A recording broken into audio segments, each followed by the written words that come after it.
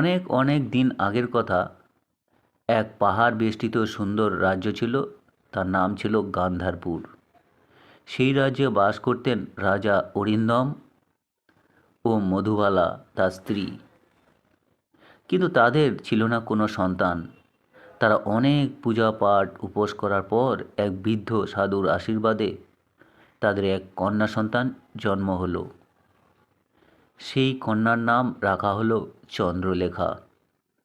চন্দ্রলেখা দেখতে যেরকম অপরূপ, তেমনি তার হৃদয় ছিল সহানুভূতিতে ভরা। ছোটবেলা থেকেই সে প্রজাদের দুঃখ দূর করার জন্য নানা রকম প্রশ্ন করত।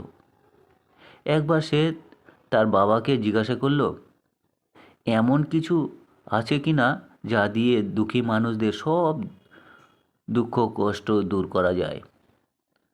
রাজা হেসে বললেন, সেই ক্ষমতা শুধু জাদুর ফুলের, তবে তা পাওয়া খুব কঠিন। এরপর জাদুর ফুলের খোঁজে সেই মেয়েটি বেরিয়ে গেল। একদিন এক বুড়ো কৃষক এসে বলল, হিমবন নামে এক রহস্যময় বনে একটি জাদুর ফুল আছে। এর নাম জ্যোৎস্না পুষ্প। যার হাতে সেই ফুল থাকে সে মানুষের হৃদয়ের দুঃখ দূর করতে পারে। চন্দ্রলেখা ঠিক করল যে সেই ফুল সে আনবে। রাজা ও তার স্ত্রী প্রথমে বাধা দিলেও পরে মেয়ের অদম্য ইচ্ছে দেখে অনুমতি দেন। সে একা রওনা দিল হিমবনের দিকে। পথে তার সঙ্গী হলো এক পাখি, টুকটুকি, যে মানুষের ভাষায় কথা বলতে পারে।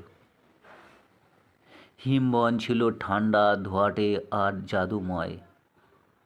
পথে নানা বাধা আসে, ভয়ঙ্কর ঝড়, জাদু নদী, এমনকি এক বরফের রাক্ষস। কিন্তু টুকটুকির সাহায্যে আর নিজের বুদ্ধি দিয়ে চন্দ্রলেখা সব বাধা পেরিয়ে গেল। শেষে সে পৌঁছয় তুষার শিখরে। সেখানে এক জ্যোৎস্নার আলোয় ফুটেছিল জাদুর ফুল।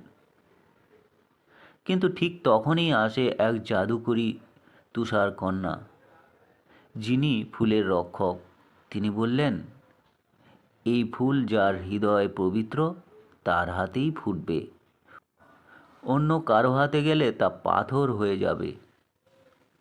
চন্দ্রলেখা নির্ভয়ে হাত বাড়ালো। ফুল ফুটে উঠল উজ্জ্বল আলোর মতো।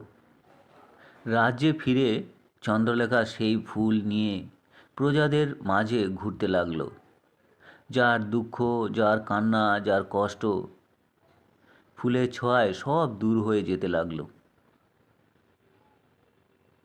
এক বৃদ্ধ, যে অন্ধ, তিনি চোখে দেখতে পেলেন। একজন রুগী সুস্থ হয়ে উঠল। সেই ফুল শুধু চিকিৎসায় নয়, ভালোবাসারও প্রতীক হয়ে উঠল।